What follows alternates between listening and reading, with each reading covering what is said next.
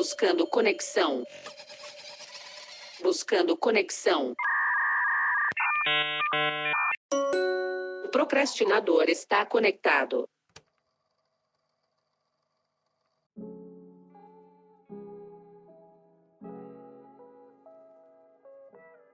Olá, pessoa procrastinadora. Eu sou o Pacheco e estamos começando mais um episódio deste podcast. Meus queridos, depois de uma eternidade, depois de muito tempo sem gravar, mas vamos ser sinceros que isso tem acontecido com certa frequência aqui nesse podcast, mas depois de um bom tempo sem gravar, eu estou de volta com o episódio de número 75. Um episódio que vai acontecer aqui completamente no flow, porque essa é a única maneira de eu gravar esse podcast aqui atualmente. E, inclusive, não é uma coisa ruim fazer as coisas no flow. Muitas vezes a gente se prepara demais para fazer as coisas. Eu já passei muitas vezes por isso, por uma preparação excessiva, por uma organização excessiva. Veja bem, eu não estou dizendo que não seja importante se organizar e eu não estou dizendo que não seja importante você estar sempre pronto para fazer as coisas e ter um bom nível de planejamento para que as coisas aconteçam.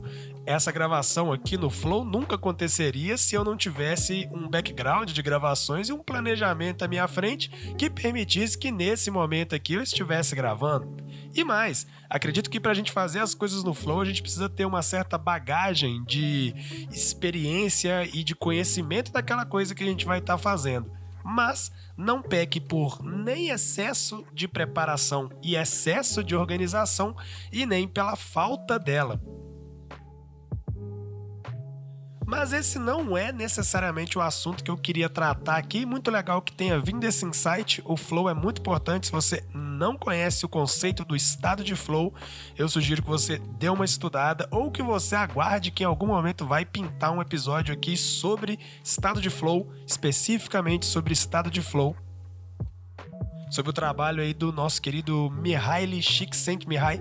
Na verdade, já até tem um episódio aqui onde eu falo sobre a construção de talento, onde eu dou uma desconstruída na noção de talento básica que a gente tem e trago essa ideia de que talento pode ser construído. Eu vou deixar, se eu não me engano, o episódio de número 20, alguma coisa, eu vou deixar ele linkado aqui na descrição desse episódio para que você ouça ele também quando você terminar de ouvir esse episódio aqui. Então, quando acabar aqui, dá uma passadinha lá e ouça como construir talento, que lá eu explico melhor o conceito do estado de flow, mas em algum momento também eu vou trazer um episódio aqui exclusivamente sobre o estado de flow. E bom, para entrar aqui no assunto do episódio de hoje, no que eu tô ardendo aqui no meu coração para falar no episódio de hoje, nos últimos tempos o tema o próximo nível, o próximo level, ele tem passado muito pela minha vida, ele tem permeado muito os meus dias de diversas maneiras, assim, de formas mais expressivas e mais diretas e de formas mais subjetivas, mais inconscientes, mais intuitivas, eu diria.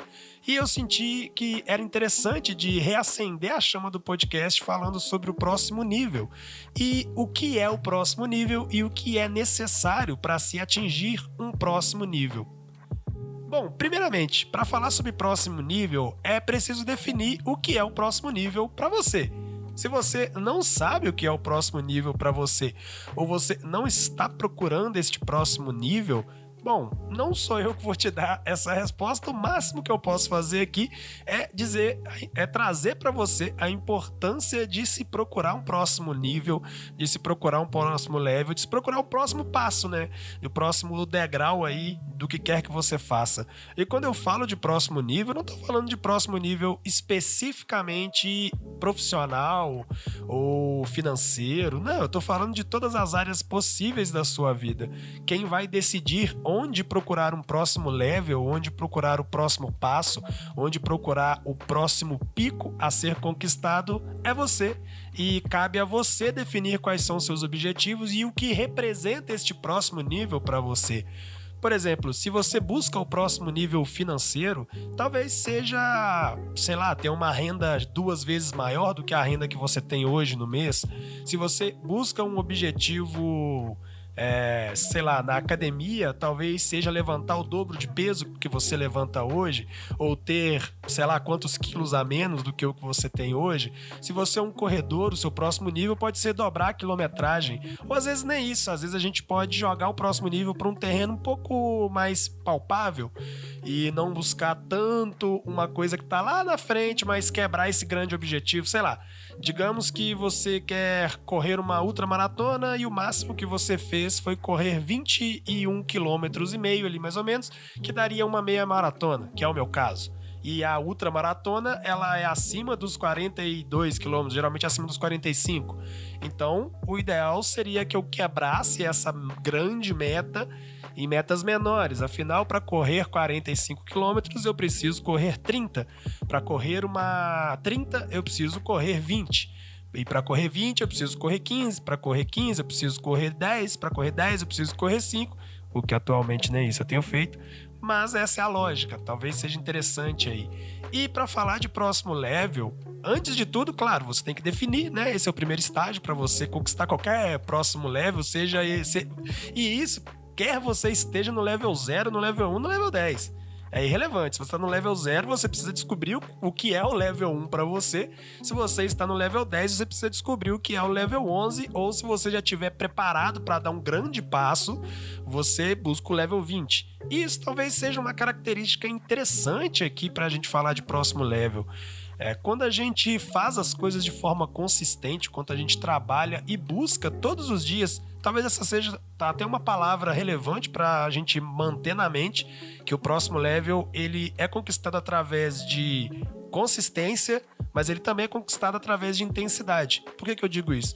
Quando você faz uma coisa com consistência todos os dias, haverão níveis diferentes de intensidade nessa consistência que você aplica para fazer essas coisas todos os dias. Quando você trabalha de forma consistente, certamente você vai atingir um resultado. Mas a sua consistência, ela vai ter níveis diferentes de intensidade. Então tem dias que você vai conseguir aplicar mais, tem dias que você vai conseguir aplicar menos. O pulo do gato aqui, o grande pulo do gato aqui, eu diria que é o fato do fator exponencialidade.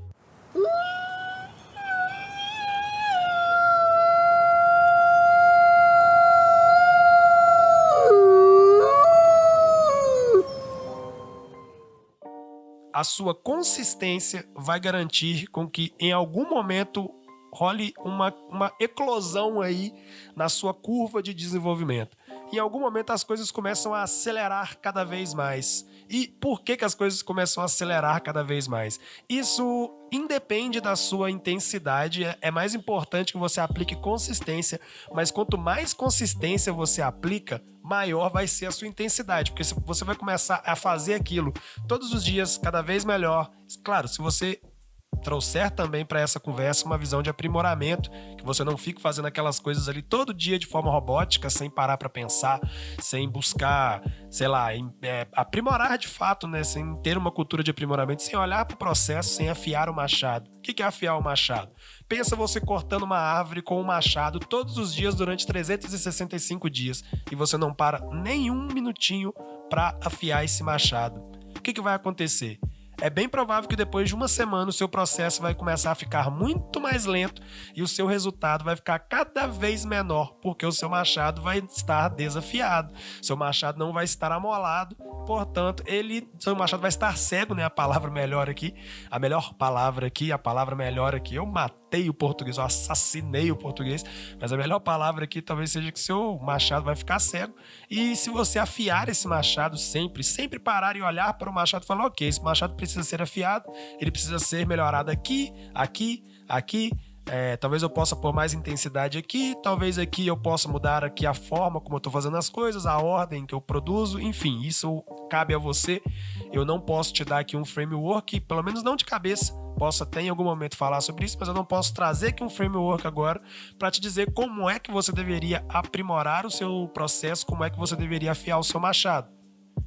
Mas a gente já falou aqui algumas palavras interessantes: consistência, intensidade, processo. Para atingir o próximo nível é preciso ter um processo muito bem aprimorado, um processo que está evoluindo constantemente, seja lá em qualquer coisa. Se você está treinando na academia, é importante que você treine e evolua a sua técnica lá do bodybuilder, lá da musculação, lá do crossfit, da arte marcial, talvez que você faça. Se você é um corredor, é preciso que diariamente você evolua o processo da corrida, a técnica da corrida. E processo está muito relacionado com conhecimento e com técnica, e também com experiência. Processo, ele envolve aquilo que você sabe fazer com a qualidade e a velocidade com a qual você sabe fazer. E é muito interessante observar que em algum momento a gente tem uma ruptura. O gráfico ele não cresce de maneira linear, ele não vai de 0 a 10 num período de 10 meses. Assim, por exemplo, eu sou péssimo com números, então é só um exemplo. Ele vai de 0 a 10 em 12 meses e ele vai de 10 a 100 em 2 meses, dependendo da velocidade, da intensidade, da consistência que você aplica nas coisas que você está fazendo. Essa explosão, essa exponencialidade, digamos que é meio que um fator merecimento.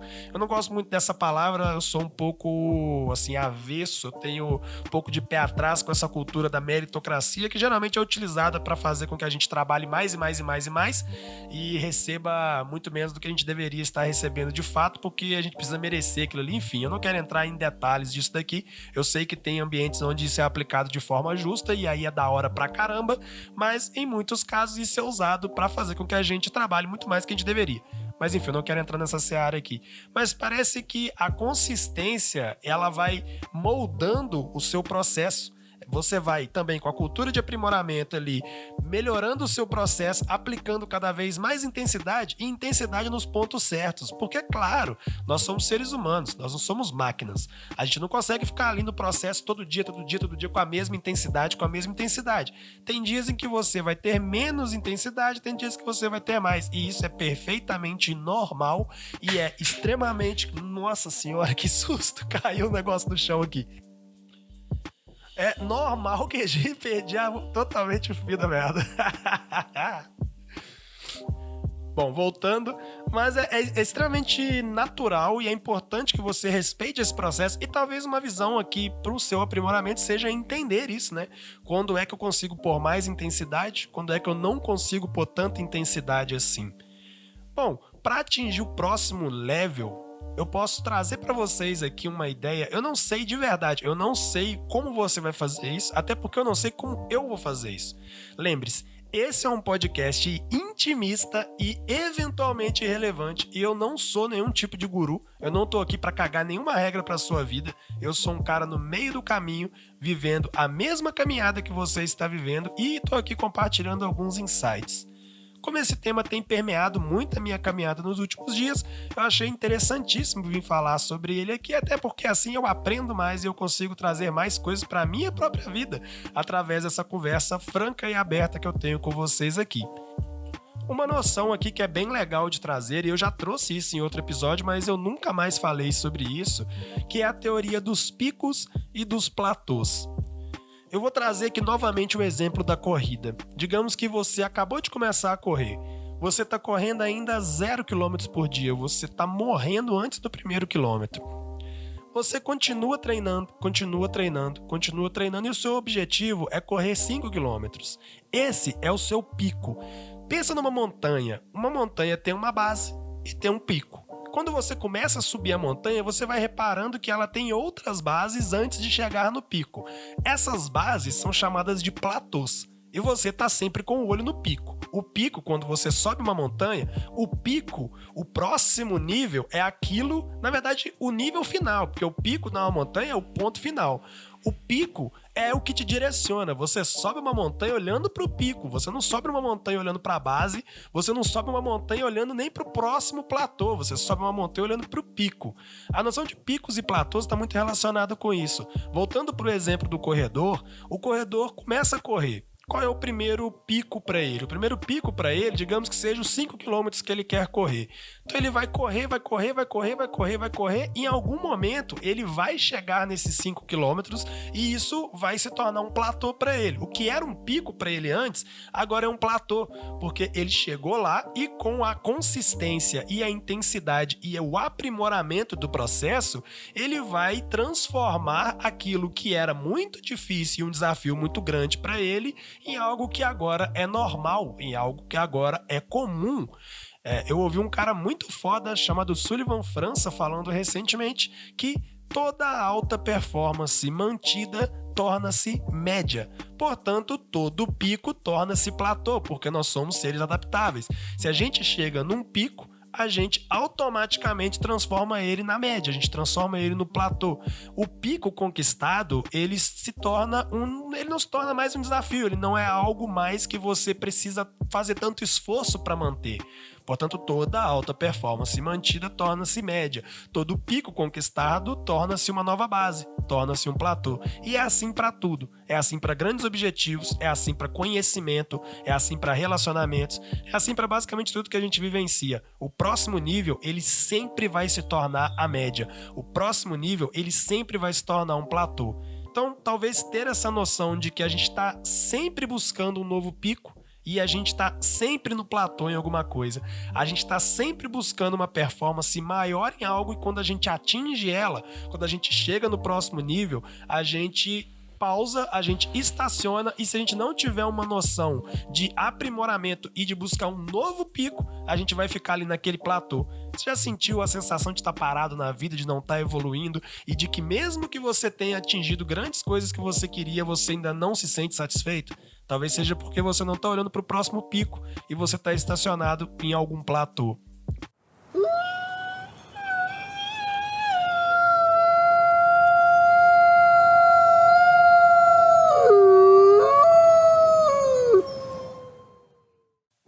Olha, esse episódio foi totalmente no flow, eu não me preparei em nada pra fazer ele, eu senti de fato de falar do assunto do próximo nível, porque ele tem estado muito presente na minha vida e eu tenho tentado buscar o próximo nível em diversas áreas, inclusive neste podcast, e eu gostaria muito que essa incitação ao pensamento sobre o próximo nível, sobre o próximo pico, sobre o próximo objetivo, sobre a próxima conquista entrasse nas suas células e fizesse com que você começasse a realmente pensar sobre isso, porque eu sei que muitas vezes a vida não permite que a gente pare para pensar nessas coisas, mas é importante. E como eu falei lá no começo, planeje essas coisas, se prepare para essas coisas, não peque por nem excesso, nem falta de planejamento, faça na medida, busque o equilíbrio e, como diria o ET Bilu, busque conhecimento.